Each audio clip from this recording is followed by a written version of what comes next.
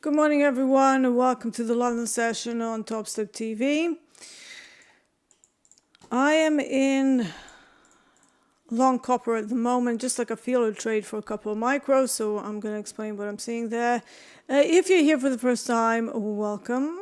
My name is Deeyana Angelo, aka Market Stalker D. I'm a Series 3 qualified trader, specializing in some of the more alternative products, such as precious metals, Eurex DAX, crude oil, gasoline futures, and natural gas, things like that.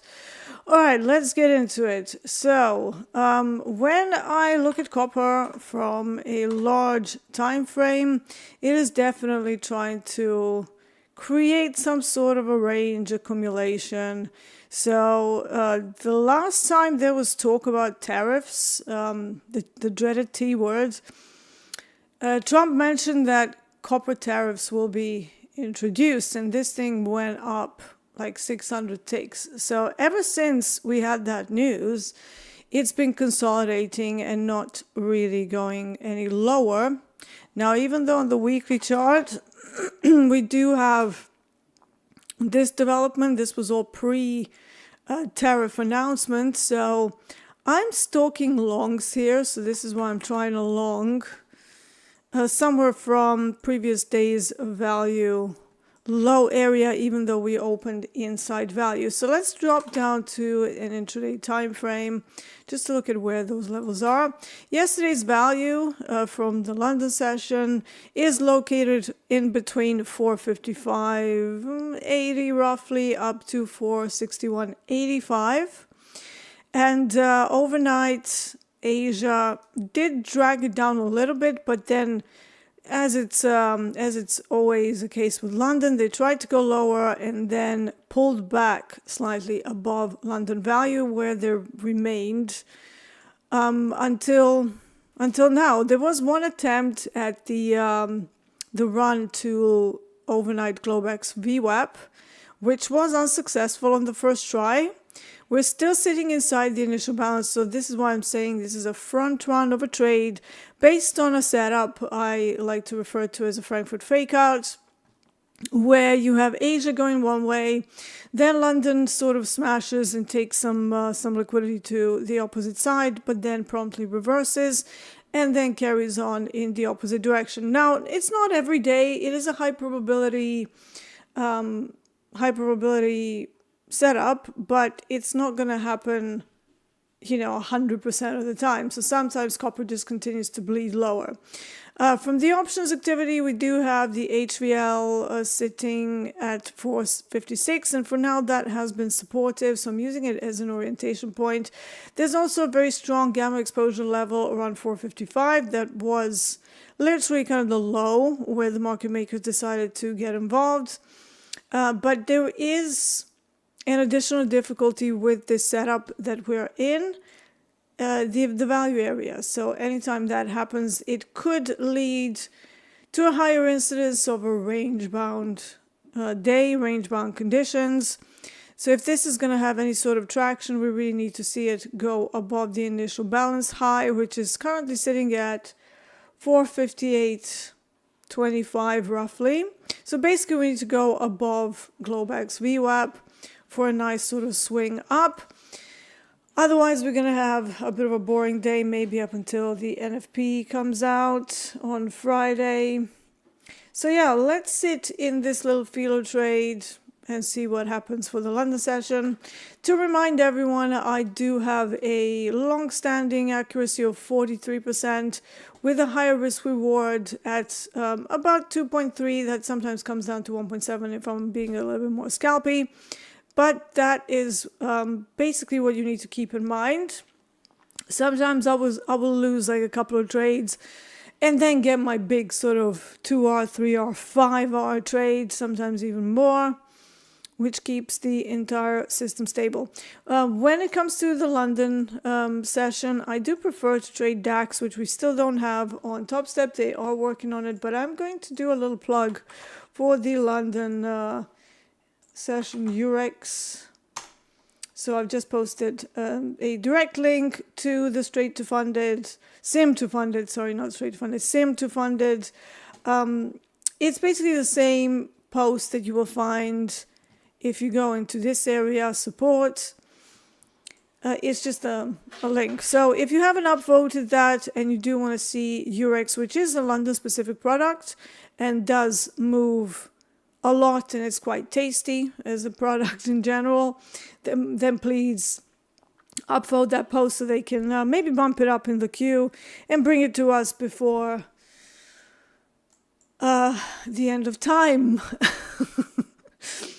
But yeah, the team is going away for their annual retreat, company retreat. So TopstepTV, the main broadcast, will be taken over by Dolby. And you will see me tomorrow and Thursday on that as well, as I help Dolby to hold on the fort in certain parts and hang with all of you a little bit more. All right, let's see who's in the chat. So we've had Dan Trader, he's always here. I don't know when you sleep. We've had Rod James asking a question, saying can't make the live show, but has a quest. If you're trading the London session only, trading platinum, do you use the New York RTH volume, or would you recommend using previous day London? Whenever I'm using a particular session, so let's say I'm trading during the London session, I do use London specific values. The COMEX values for platinum and copper actually have some entirely different players that are, you know, looking at some very different goals. So us kind of going to use the RTH, which is COMEX, unfortunately that is mixing apples and oranges, you know. I've never found much success doing that, because I do believe that, you know, London players have one specific goal, whereas COMEX guys will have bigger volumes, maybe some completely different orders to fill. So I don't think that's a good approach. We've actually tested this ourselves, where we kind of disregarded the other sessions and only use RTH. It wasn't that great. So it wasn't something that was relevant on most days. Again, anything can work partially, but for my liking, that approach using RTH for another session wasn't the best thing, right? So you have to use the session specific values. They are intraday measures. It's an intraday distribution curve. So it's like, yeah, we might have some overlapping levels. Like, for example, let's see what the New York says.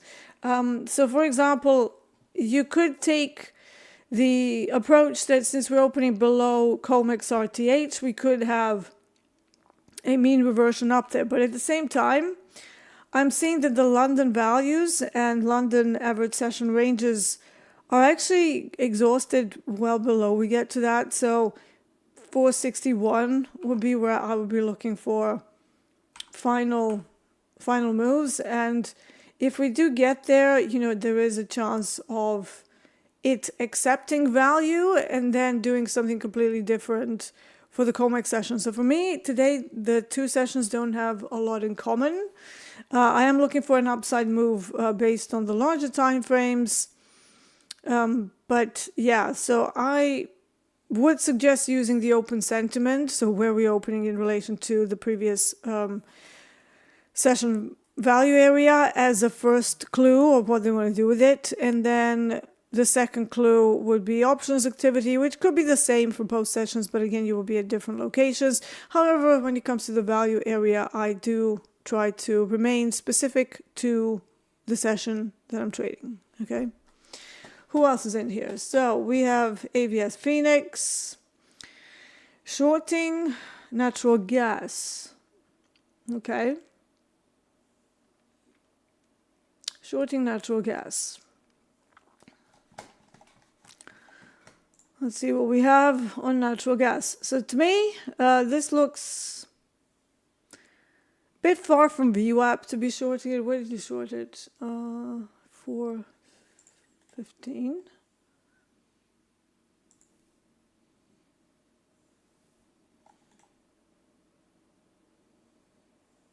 So I'm guessing this happened very early during Asia, because the last time we were at 415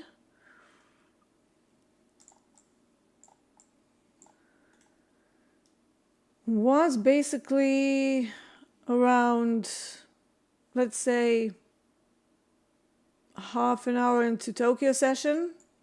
So hopefully that trade is done now, you know. So good trade, yeah. Good job.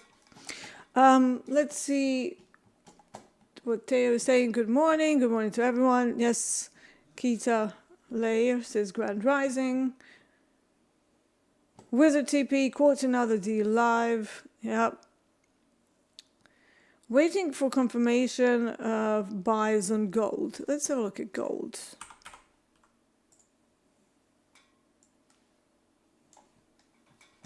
Let me get some options levels as well, because they tend to be reasonably reactive.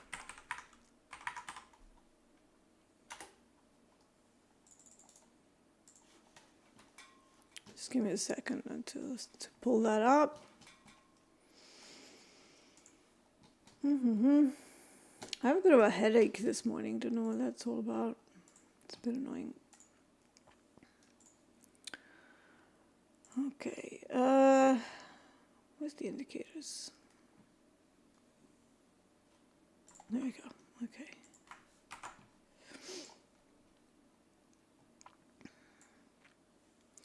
So where are we and what do we have? Well, right now we're sitting at the 1 day maximum projected range on gold. So if we go higher than that, that would signify an unusual day. Do we have a cause for an unusual day? We have NFP on Friday, but is today a day where we could have a move that vastly overshoots any projected levels? I would say no. So,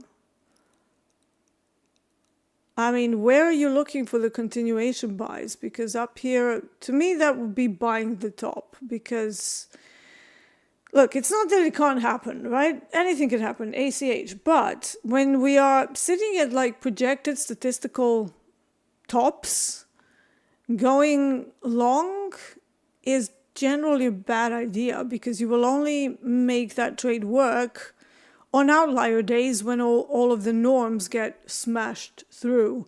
So, you know, if it was me, I would wait for a decent pullback. So yeah, where are you looking for?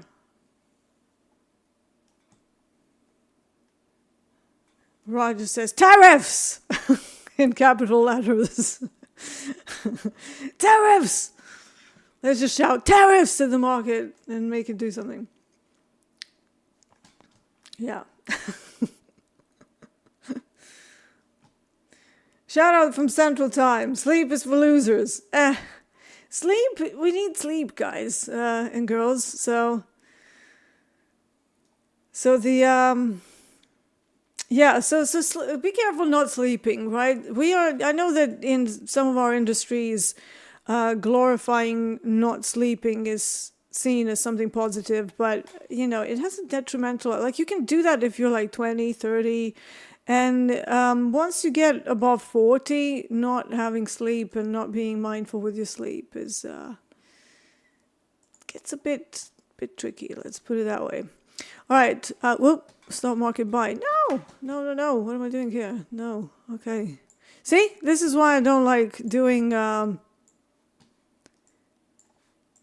charting on the same platform as the execution, because things like that can happen. I totally somehow managed to click stop buy, even though it should be like a several step thing, and yet, yeah. So yeah, it's not that the gold longs and continuation longs can't happen. It's just purely from a technical perspective and looking at, you know, how the markets behave. How many times do they do an outlier past the average ranges? True trending days that do that, about 8%. Some of the others that are more in line with like normal trending days where they don't exactly smash through everything, but it is a clear trending day. Those happen about 42% in gold. So it is, it is possible. It's just I'm never happy after 18 years of doing this job longing statistical tops. So, here's a way to define what is buying a top and buying a bottom and selling a bottom. So when you have a projected range based on some sort of a data set, in my case, I will use either 10 to 14 days or maybe even longer in some cases to project those sorts of numbers. And then they become a level, right? Once you get up to those levels or down to those levels, if the price overshoots it completely, I will deem an outlier day and then never reclaims it. I might actually use those levels on a back test to get in on a trending move. That is one approach that I preach in my methodology. But for most days, when you get up to those areas, two things might happen. It may hang around there and do absolutely nothing and just kind of range until it annoys everybody around you and until you lose all mental capital trying to look for that continuation. Or it's going to reverse, smack you in the face, and you'll be like, well, what happened here? And the only thing that you should take from that is that statistical tops and bottoms need to be, I don't know how people trade without them, because, sometimes I see people doing these trades and I'm like, dude, what are you doing? And then they're like, oh, it's a loss. Yeah, very surprising. So yeah, just be careful once Asia kind of goes up to, goes into a trend. China likes buying gold. That is been something that I've been observing for the full 18 years that I've been doing this. And so be careful around here because, again, Frankie fake out is a setup that occurs in gold a lot as well, where gold gets up to certain levels and then London steps in and then they kind of do nothing and they try to go higher, then they reverse it, or they pop it above the initial balance, they hang, then we get into the overlap and they go smash. Making everybody miserable and wondering, oh my God, what happened? We were in a trend up. What happened is the session chase, right? So they chase each other because once you've got up so high, there will be market makers that are like, hold up, we can't actually make money up here. So let's just sell a bunch of gold so we can grab it from lower down. So, you have to see it from a risk perspective. And like I said, it's not impossible. Sure, we can go into another move. But to me, this would not be the area where I'll be like, yes, gold continuation. Continuation moves should be done after a pullback, right? So even if something is going on a crazy rally, there's still pullbacks. You can use measured moves for previous pullbacks to see when you should get involved. So now if I grab, let me find the measured moves. If I measure how much pullback this previous candle had, so even though it ended as a doji, I can't see that very well. So let me put a screamier color. There we go. So how big was this pullback, right? And then you can say, well, actually, if I want to get in on a trending move, and I am expecting a super crazy thing to happen at an outlier day, maybe positioning ahead of the NFP, that could be a thing. Let's get to 3K, right? It's not impossible. But what was the previous pullback? So here it is. That's your measured move. So maybe if it gets down to 29.22, that could be an area for further upside. But in my experience, gold is more aggressive than that. And it will actually get at least down to VWAP. Let me see what it's doing on the other side. So where is its value? No, maybe settlement. We had settlement lower down at 2,900 roughly. So those would be some points. Now, if we hang above the average daily and session ranges and this projected 1 day maximum, and then it smashes through it, then pulls back to it, you can use that to get in. But I would need a pretty serious extension upside to ignore that level and then to tell us, okay, we're going higher. So it's about not being, not having a crystal ball and going, I feel it's going to go this way. I can feel it's going to go. We're not fortune tellers, right? You're not feeling anything. You are just taking in the data you have in front of you and trying to make the best that you can out of the things that you have in front of you, right? So looking at price action, are there big boys stepping in with their positions? Like, how are they looking at getting involved in any sort of a move? So that's going to be our lecture for today. Don't go rushing into statistical tops and bottoms. Okay, Trip says, are 6B or 6E good to trade during the London session? So, I hate Forex. Forex was very lucrative back in the 90s, 2000s. Then we have the credit crunch in 08. That's around about the time that I started trading. And then we had the European austerity measures. So all the way up until 2012, it was still pretty tradable. Unfortunately, in 2012, everybody decided to lock down their interest rates. They had quantitative easing programs, austerity measures, blah, blah, blah, all of that. Like, the whole world was not in a good place. And when I have a look at the ranges, now, mind you, I require at least 150, like at the bare minimum, an average of 150 ticks for a session in order to make my strategies pretty smooth. That's not to say that I'm always looking to get the 100 ticks out of a trade, but I've just found anything below that, and you're watching paint dry a lot. Now, that is frustrating. That is annoying. It's like you are sitting there, your mental capital is getting exhausted by the minute, and you're like, come on, just do something, okay? And then you see it move 10 ticks, and you're like, right, are we moving? No. That's my mental trigger, okay? That's my mental trigger, where it's not doing anything. It's been like 90 minutes. At about 90-minute mark, if it hasn't moved even a little bit, and if I'm not already sitting in about, 30, 40, 50 ticks profit, I start to get fidgety. So I'm like, what are you doing? Maybe I should try short here. Is it a range? And then the problem with watching paint dry is not even that it's a range, because some range days are very tasty, right? You can swipe it on both sides across like 3 to 5 trades and be done with it. But when you have a market that is just generally not moving, it's just a waste of time for me. So I would say that 6B and 6E, so euro and the pound, used to be good. There used to be a couple of products that I used to trade.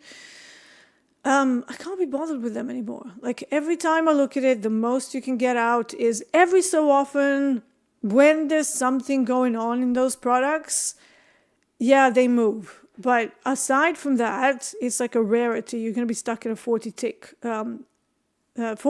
range for the entirety of the day. Like, I'm not talking just the London session. I'm talking like over a 24-hour period, those two on average move about 43 ticks.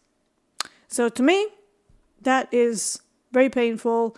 I've seen people get themselves into so much trouble because they're like thinking they're really bad traders, right? And NQ can do that to you as well on the other extreme.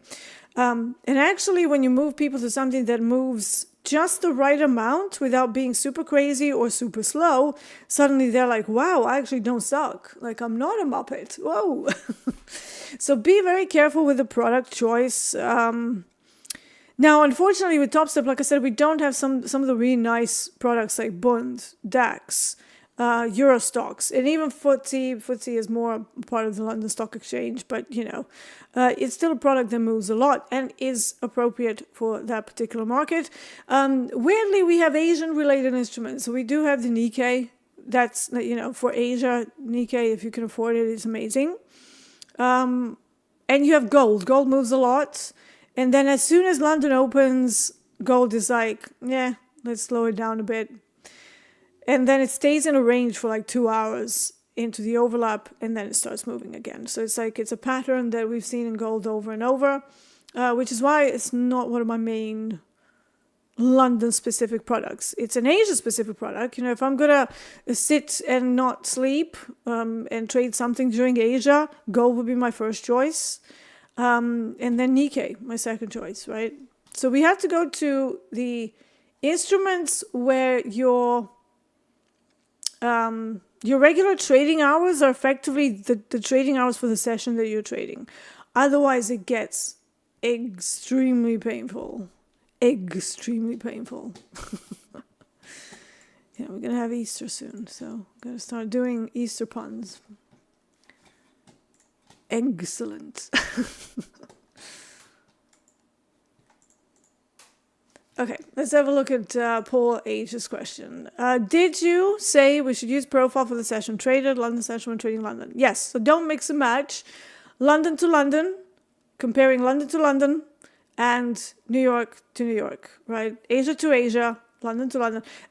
Whenever I mix and match, I always find that I either get the open sentiment wrong, or I'm like, oh, the levels are not even here. Like, what the hell are we doing? So yes, Paul, don't mix and match. So do the London value with the London value. And for these sort of products, I tend to cut them off at their next starting time. So let's say copper, I cut it off at 1:30. Crude oil and RBOB, I've cut it off at 2 p.m. our time because that's when NYMEX starts, etc. So yeah. Right, so let's see what's going on with this copper trade. Yeah, I mean, it's slow. This looks like more of a range-bound day. It tested VWAP again, almost. Having some trouble. This will be a... Let me just see something on a 2-minute chart, because bizarrely today that has more resolution. All right, so one attempt at VWAP, almost a second attempt. This was the third attempt, so let's see if they can actually get above the initial balance. And if they can't, I'm just going to kill this and wait for a better time of day, because this is just painful right now. It's like whoopee, whole 67 points so far. This is a quiet day, quiet start to the Tuesday. It is a Tuesday, isn't it? Tuesday.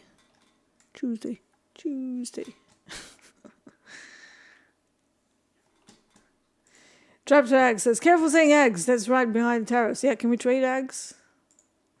Can we get Easter present, trade eggs?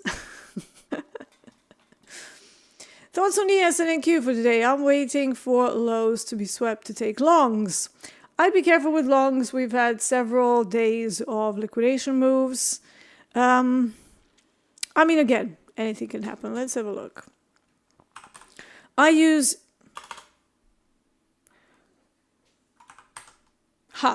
Okay, you're going to have to wait until I switch combines, because I actually don't have... Because I haven't really traded ESNQ, so I don't actually have the data for that on my live.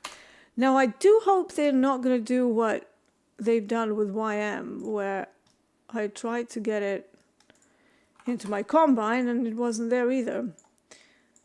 Okay, yeah, I have it on my sim. Yeah, let me get a practice account. Hold on, because I don't have any active combines at the moment. Yeah, this is the thing of only paying for instruments that you're really trading.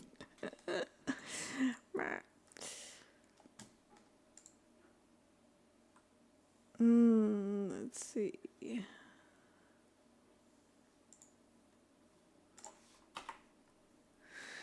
Oh, let me remember how to do the practice account. And if this dashboard ever loads. I'm still on the old dashboard, by the way, because obviously I'm not in the US, and that's only US specific. I'm going to change this to HK, because I want to be looking at it. HK, HG.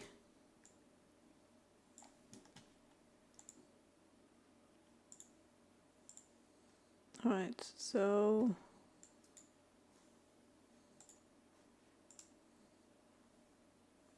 Let's try this. Then we can have an ES chart. Okay, so that. There we go. Okay. All right, so let me switch out screens because, like I said, I don't have the ES and NQ data on my live. What does it say error? What the hell's going on there?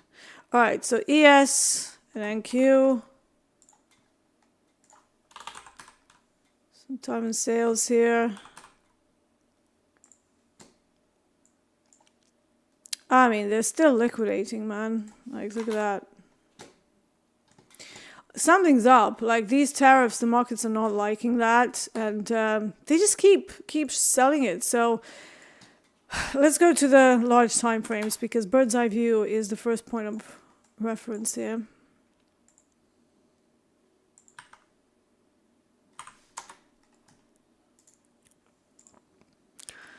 Let's clean all of the objects away because they're old. Right, so ES on the weekly chart is getting to that same area where we bounced last time. Can we bounce again? I mean, yeah, if this is a longer term range and nothing's changed, fundamentally, macro. NQ, on the other hand, looks weaker to me. So this would be maybe an indicator that they're bailing out of some of the crazy AI stocks. So taking profits, I don't know, but something is... The jig is up, right? As they say. So this would be a line in the sand. You know, if we get another liquidating move in ES, then that would mean we have some bigger things brewing. Because to me, the breakage of 5800s and sustained daily close below that, that would actually be like potential trend change, which I always have to say with a pinch of salt, because, you know, trend changes in equities is, you know, bearish trend. It's like such a big thing to say, considering the run that we've been on. It could be a bit of profit taken as well, but we definitely have certain things that are being digested by the market as a not such a good thing. Like, so tariffs, for example, they're going to make everything more expensive for the end user, the consumer, right? So people are not happy. AI news, you know, from what I've seen, they are not nearly as far as where they thought they were. So maybe now that's not as disruptive because there's this like new AI version that came out, and basically it's just collating the information a little bit better and putting it into natural language processing so that it looks like it's talking to you. But it's not, you know, it hasn't moved the needle far enough. So that could be why they've kind of bailed out of the AI stocks, so taken some profits there. And that would cause NASDAQ to look more bearish than the ES chart. So, I mean, is there cause to say that perhaps we can have some sort of a recession on our hands? Yeah, you know, it could happen. But we still need to see what the leading indicators, such as the NFP, non-farm payrolls, right? So that will tell us one of the ways that the economy is doing. I would also like to see what they want to do with rates, because there is a chance that inflation gets higher. That's another reason why I want to be long RBOB in the long copper, because there's this whole thing that the portfolio managers have started to use copper as a potential protection from inflation, which traditionally used to be gold, but now it's like, you know, let's all go into copper. So copper might be the new oil. Sherry wants to know, Dee, what's RBOB? It's gasoline futures. It's very, very similar to crude oil, but it's kind of like crude oil from back in the olden days. So it still maintains between 350 and 600 ticks of average range per day. Behaves very much like crude oil, just with a bigger range. So I call it the crude oil twin. They don't twin every day, but, you know, they're pretty similar. They're correlated products. So RBOB is basically a finished product, so it's like a derivative of crude oil, and naturally they will have a connection to it. There's also a thing called the crack spread, where you will be using RBOB, heating oil, and crude oil in very specific ratios to run a spread at certain times of the year to take advantage of either increasing demand or declining demand. Because, you know, these products are seasonal, so anytime you have cold weather, the demand for crude oil is going to go up, but so will RBOB. But for some reason, crude oil prices tend to be reasonably stable unless Trump is talking. So whenever he opens his mouth and he says anything related to anything, crude oil is very, very sensitive to that. But so is RBOB. So for every sort of 100 ticks that crude oil moves, RBOB will move 300. So it's kind of like the NQ of energies, and that's why I like it. So yeah, equities on a weekly chart, that's what you're looking at. A range on ES, but a broken range on NQ. So precarious situation, very precarious situation. Let's have a look at what the profiles and daily chart are telling us. Not much. So they tried to reverse. This was Friday. Yesterday, another liquidation day. I actually called that in my private coaching. I said, be careful with longs today. This first 30-minute move looks like liquidation, and we haven't really been able to change the microstructure to the upside, and therefore for the shorts. And lo and behold, it happened. But I don't pay, at the moment, I want to focus more on COMEX instruments. Because I've looked at some of my trading activity and everything, and like most of my trading is done in COMEX, RBOB. So it's RBOB, natural gas, copper, and platinum. Those are my most traded products. So it's like, you know. And I want to try and have shorter days as well, because my products typically tend to end by my 7:30 p.m. Whenever I try to stay awake for another like 90 minutes, I do find that my brain is just not there anymore. So to avoid that, I decided for March, I'm going to focus on my main products. So yeah. Justin says, hi, what time is London open in the markets? Well, it depends where you are in the world, but in London, we open at 8 a.m. That is 2 a.m. Central, 3 a.m. Eastern. However, I start these because I never trade the open. I always trade after the initial balance is over. And then in the next sort of 90 minutes to 2 hours, I will find my London trade. And that is true for DAX as well. Very rarely will I plow in, like wake up and plow into a level. Because first of all, I like to have, for Frankie Fakeout, I actually like to have an options level that is very strong, somewhere around there, to justify why they will be adjusting inventory that will last. So, you know, to basically get that reversal in the start of a new trend so early. And it rarely happens. Like most of them moves. Like for example, if I show you the trade that I did yesterday. So this is DAX. And I did this on my own account. So basically, this was London. So we opened with a massive wick down. Wes actually asked me about this yesterday. And the candle was enormous. Like this candle spans like 200 points, 200 ticks. Nuts. And you're thinking, wow, a sell-off is starting. That is the Frankie Fakeout. But then they reverse it. So if I was looking for like some massive, 500 tick move off the back of a Frankie Fakeout, that is not what's happening here, because I actually saw that the calls were much higher up. So I was like, that's a bit odd. Let me see what they want to do with this. And if it's a true trending day down, there will be another way to get in. So I am totally not fazed by what they want to do in that first half hour, just like I'm not fazed what they want to do in the first half hour of NYMEX, COMEX, or the New York Stock Exchange. Same thing. So my actual setup came slightly later. Hold on, I moved this. It was 8:20. I don't know. I probably clicked something. So it was 8:20, and then it just carried on. I didn't take all of this. You know, I took about 100 ticks out of it, and I was pretty happy. But look, the overlap was when the whole thing happened. Again, this is a problem when you've got things that are movable on the chart. You're kind of doing something else, and then you just by accident you move things. But my actual entry, I called it yesterday, was 8:20. Somewhere around there. And then I just took it. So why? It's because we hung above the initial bounce high. So that's what I was looking for. So we had a bounce, then we held, and then I was looking, well, I was watching the tape to see how they're going to approach this, and then it just went.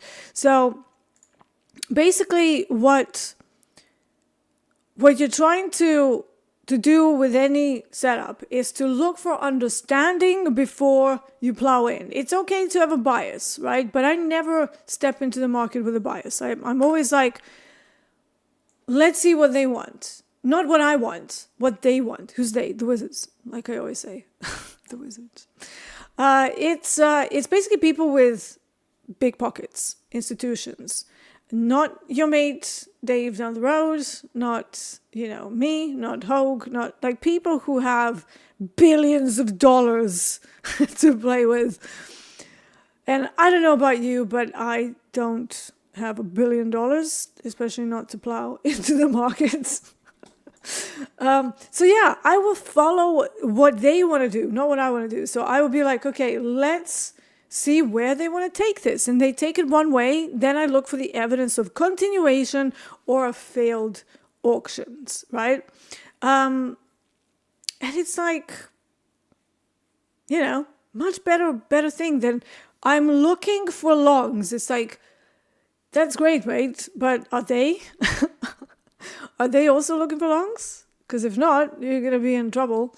So I prefer to be neutral when I come to analyze the markets and to diagnose a chart rather than go in with any particular bias. And I know that equities are pretty bad because equities have a natural bid to them. So I get why people would develop a bias. I actually developed a short bias in crude oil because of that. Because for many years, what you're doing, you're shorting crude, right? So eventually your brain gets used to the fact that the shorts are the right thing to do. And if I go back through my whole sort of trading history of all of the 13, 14 years that I've been trading crude oil, you will find that most of them will be shorts. However, I had some very tasty longs on the way as well. But if I was only looking for shorts and going, no, crude oil short, crude oil, I would never see you're sort of in a position where you're not seeing the market well because you have a bias. So I don't have a bias in equities. I'm just seeing liquidation through and through, right? So it's like liquidation one, attempt at a liquidation, pullback, doji, another liquidation day, short squeeze into the end of the day, another liquidation. So it's like, should I be looking for longs? Not until I see what they want to do with 5,800. And especially NQ looking the way it looks. Bearish. Because to me, ES looks like it's consolidating. But NQ has made another drop-base drop. So drop, base, drop, base, drop. This is like a staircase formation. I call it the staircase because it looks like a staircase. So yeah. Let me have a look at other things. NQ seems to be moving in opposite trend to CL. Why is that? Oh, NG seems to be moving. They're not correlated products. Natural gas is gas and crude oil is crude oil. So, you know, they're not the same. Why would you think they will be correlated? Just because they are both energy products? I mean, copper and gold are precious metals, right? They don't move in synchronous thing. Right, I'm going to kill copper because it's not doing what I want it to do. They're actually shorting it now. So, yeah, and we have test of HVL on copper.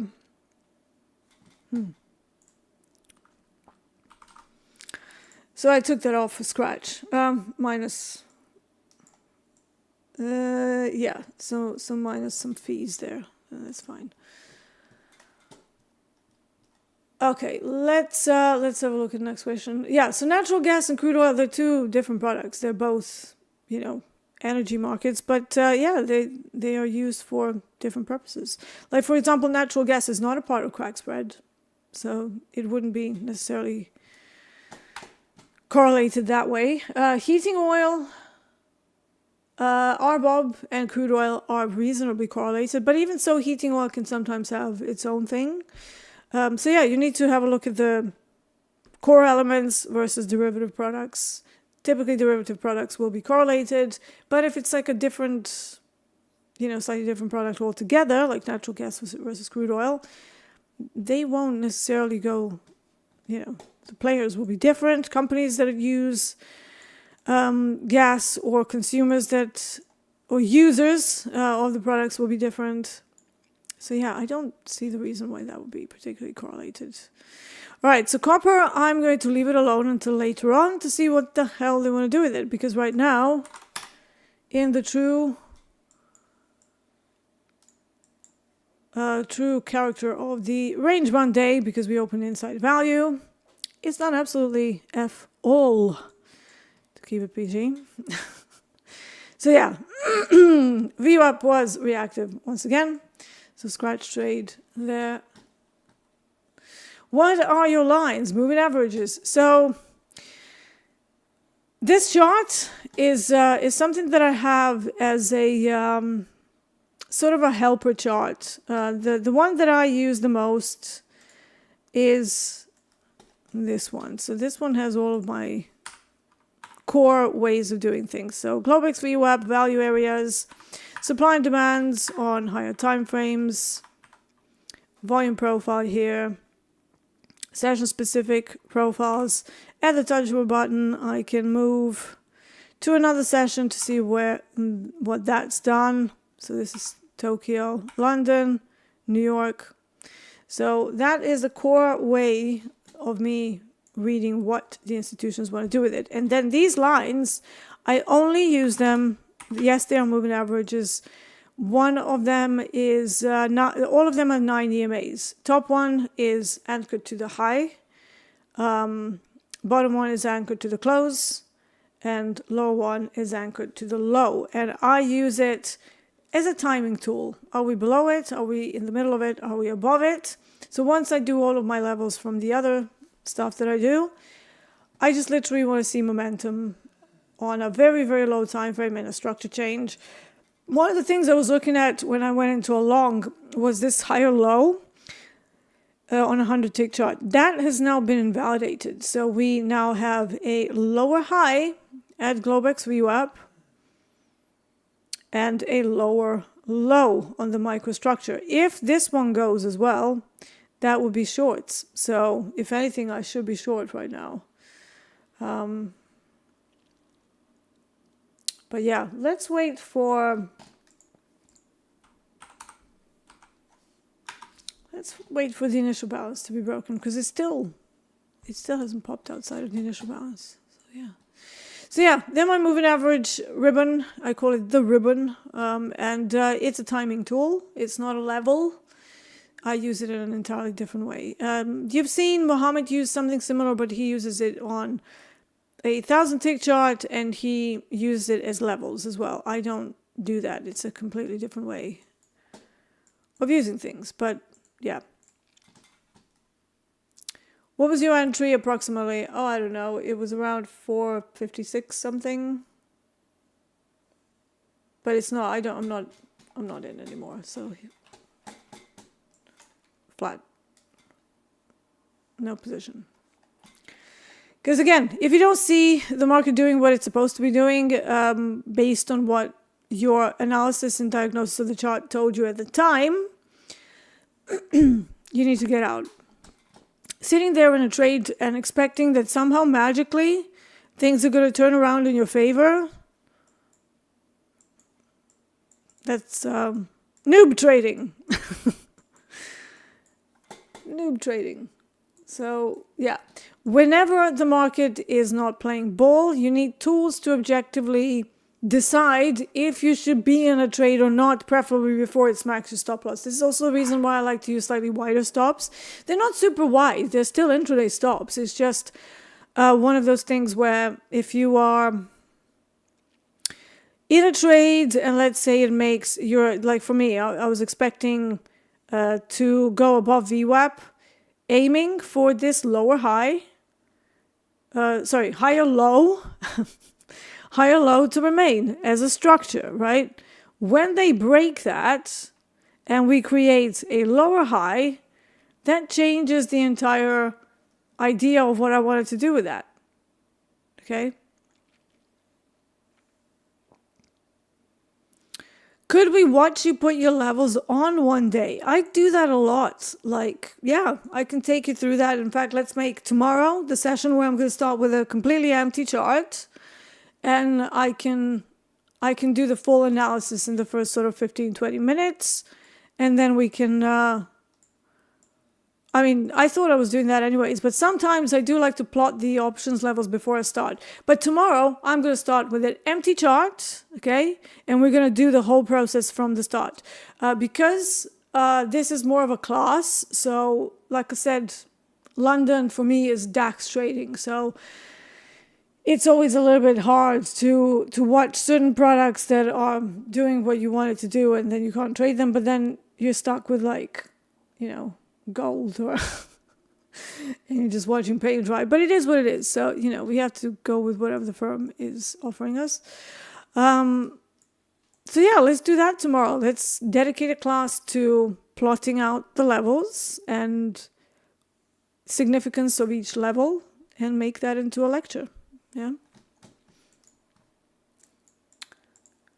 I'm just trying to see whether anything else is moving. Natural gas has slowed down. It also tried to, well, I suppose that's a Frankie fake out version as well. If you see that, went down, London started, reverses, and now it's just literally doing nothing. Gold, gold pulled back.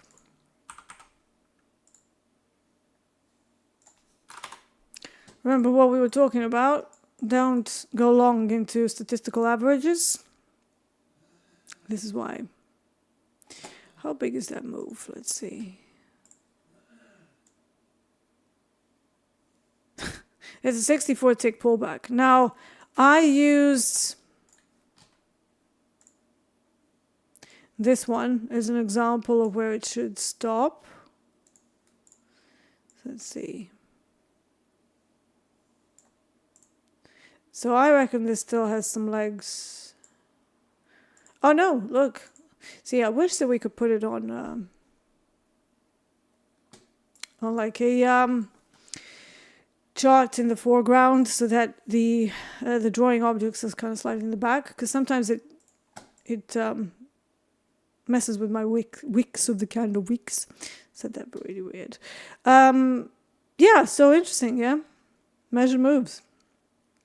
So if I was more scalpy, and if I could be bothered to scalp, once we get down to, like I said, 29, 23 roughly, I would be looking for small pops to the upside until broken, right? If we go into a deeper pullback, if I'm looking for a big move and we're not in a fiercely, hilariously strong uptrend on gold, this would have been the area for me to run a swing short. But again, wrong time of day for that. Usually swings on gold start in the second hour of COMEX. It doesn't start this early.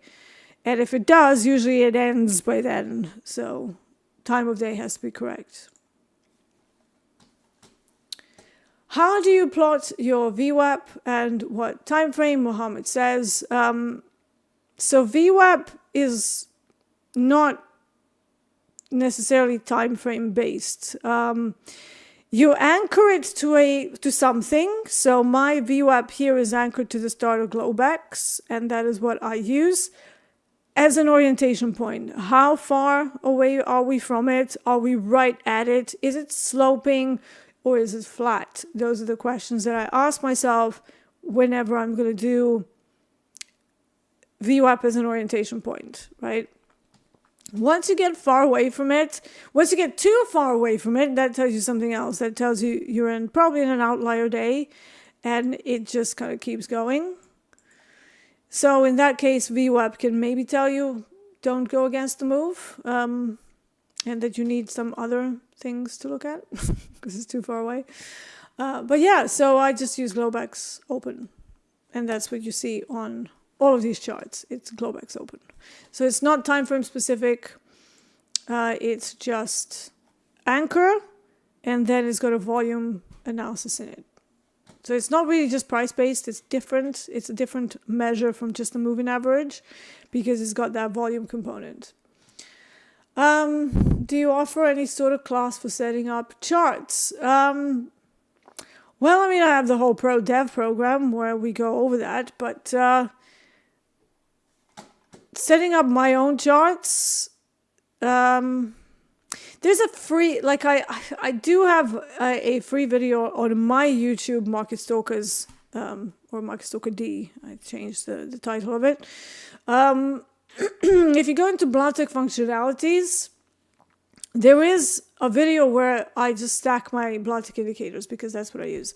But it's not like, oh, here's how you use them. Because every indicator that I use, it's a lens into the auction process and how we're doing statistical averages and stuff like that. And that is all of that are the concepts that I explain in the Pro Dev course. You know, there is a reason why people take about 18 months to go through that course. And some people even like to stick with it for 2 years before they even go, right, I've got it now.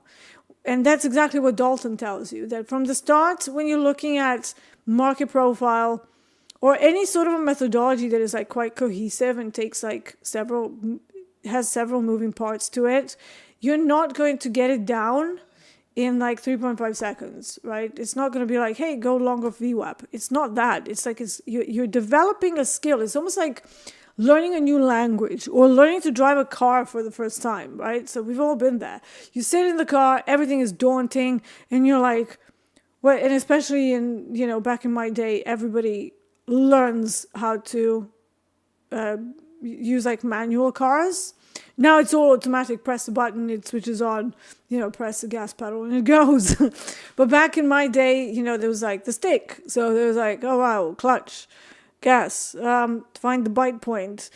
And when you first start doing it, it's daunting, right? You're like, what do you mean I have to pay attention to the roads, like pedestrians, traffic signals, and know where feel where the bite point is and switch gears? You want me to do all of that and still not run anyone over? But then over time, you start to connect all of that. You get neural networks formed and it gets easier until someday, you know, a few months down the line, you're like driving like you've been driving all of your life.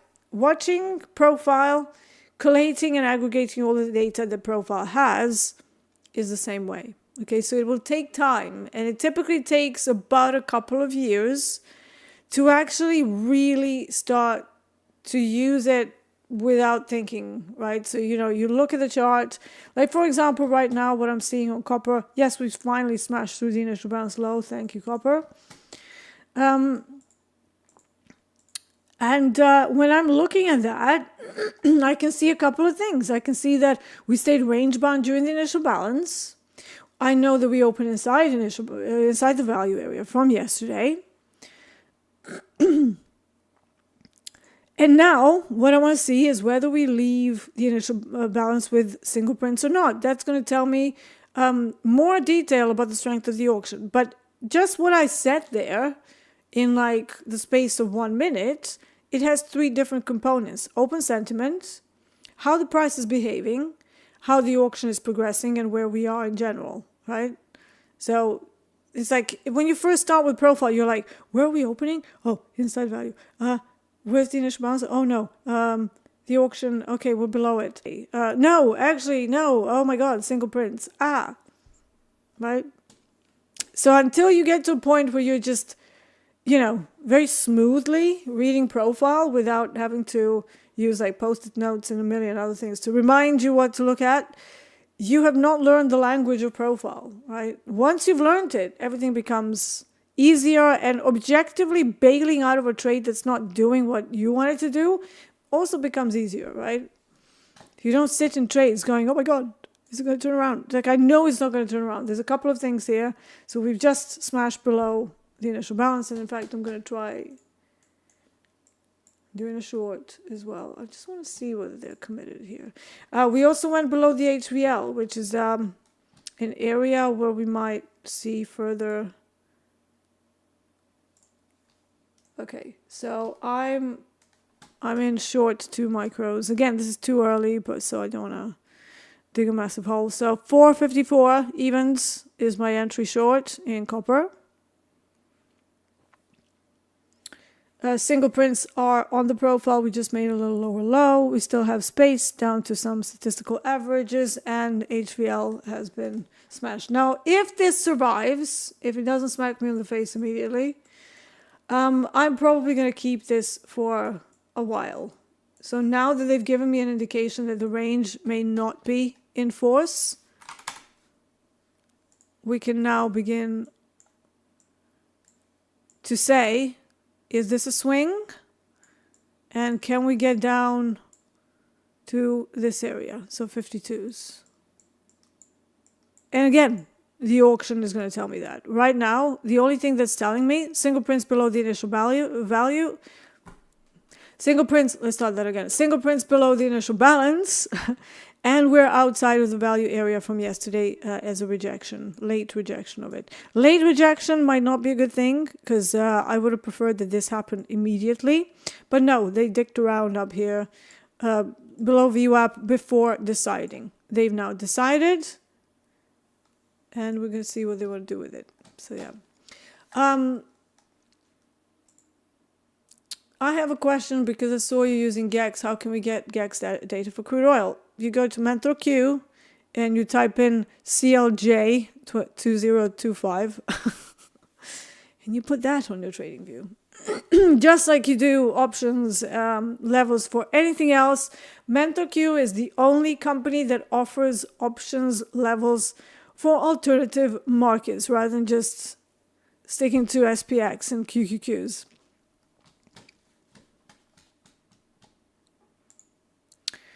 Jim also said in one of his videos that a heavy POC and instrument dependent. Looking back, I'm guessing for platinum, any POC with more than 6 or 7 periods is significant. Do you agree? Okay, so you have to understand that Dalton is an ES trader. Okay, so everything that he says may not be that conducive to some of the alternative products. Platinum, for me, if you've had 7 periods of POC, that means 7 30-minute candles where we've done nothing. I would say that that indicates lack of interest more than anything, and that we might be in a position of not really wanting to take it anywhere. If you manage to, one thing that's worked on platinum for me is to find a actual, so anything over 4 periods for me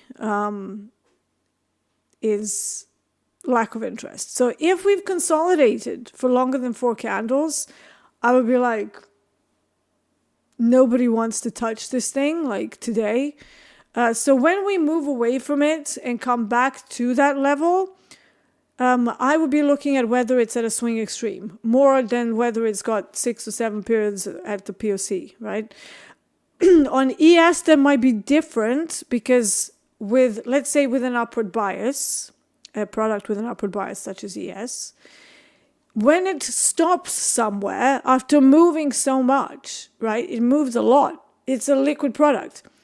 When they've stopped at a point where there's 6 or 7 periods of nothing happening and they're just building volume at the same area in order to create the thick POC, that would be more significant for me than looking at the same thing in platinum. So again, behavior of the products that you're trading and knowing your products is more important when you are looking at concepts. So like with anything, go and test it. Okay, see whether it works for that product. Now, I've done that for 14 years. I've dealt with profile. And I found that some of the things that he was talking about just weren't relevant for my products, right? They just weren't relevant. They were like, yeah, okay, it works on ES. But for example, open test drive and open test reverse within the first 5 minutes or so, that never worked. So I don't teach that. And now he's come out to say that those open types are not as relevant as they used to be. And I actually said that in my pro development program 6 or 7 years ago when I was first creating it. I got the questions, why don't you teach the open types? How can we trade the open? And I'm like, don't. And the reason why I stick away from it is because I just don't think they work anymore. Maybe they worked when we didn't have crazy liquidity. But now it's a different market state. So yeah, I would take everything as an abstract concept. And then if you want to apply that concept away from what the original author was using, so he was using ES, can we apply the same concept to platinum? Well, no, because platinum is not that liquid. It has periods when it moves a lot, right? It does. And it's really beautiful when it does. But it also has periods when the when the C-vol drops. So the VIX of platinum drops down, and then it just does absolutely nothing for 2 weeks, 3 weeks, 4 weeks. So at that point, having a POC with 6 or 7 periods, is that significant? No, nobody's touching it. Don't want to touch it with a barge pole either, so, So you say for mean reversals, I would still look at swing extremes in with the POCs, right? But I don't, on my alternative products, there's no specific, I suppose 4. So consolidation is okay. Anything 6, 7, 8, that's a long time for a product to not do anything. And like I said, very specific to equities, where if that happens, you're looking at a consolidation, you're looking at a price agreement, especially. So here's another thing. If it happens on ES during active trading hours, you have a whole day of a price printing at a particular area in the middle, usually range bound days, and then not doing anything. And then that carries over into the next day.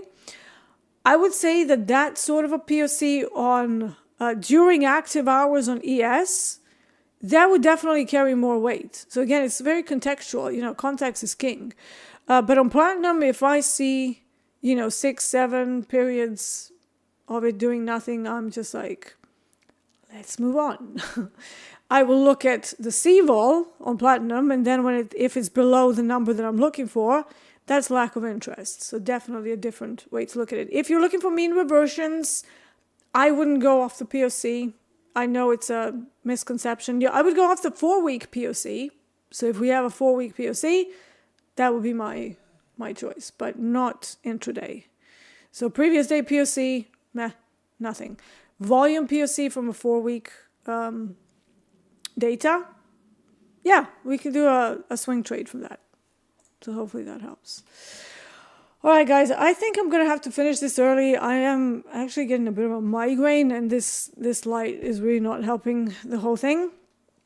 So yeah, I'm going to go take some pain meds or something. I will see you again tomorrow for another edition of the London class. I will also be on with Dolby at some point during the day. Probably, I need to check the times, but I think it's going to be 1 p.m. Central, which is 7 p.m. my time. And then again on Thursday, one of those days I know that I'm supposed to run one of the segments. So we'll just, work it out. Anyways, until tomorrow, make sure you check out our Discord. Where is my link? Here it is. So check out our Discord. That is where everybody is. So you can find trading buddies, you can find VIP coaches and other performance coaches as well. So check out our Discord. If you want to come and hang with us, and if you are looking to come and do a bit of banter. Wherever you are in a journey, fill out the casting call form and someone will get in touch. And then we'll see you on air, right? Prescriptions ruin the eyes. What? Talk about non sequitur things. Prescriptions? What prescriptions? I did LASIK surgery and I have damage from x-rays when I was a baby in one of my eyes. But yeah, I don't... I just have like reading glasses. I don't... and that's because I'm old. It's not because it's not because I have a problem with my eyes, because I paid a pretty penny to do LASIK in 2010. And since then, I've had 20/20. But in the last 2 years, hey, 44 is 44. So you can't get away from your muscle weakening at a certain age. Anyways, thank you for joining me. This has been the London session on TopstepTV. I'm Marcus Dee. I will see you again tomorrow. Take care.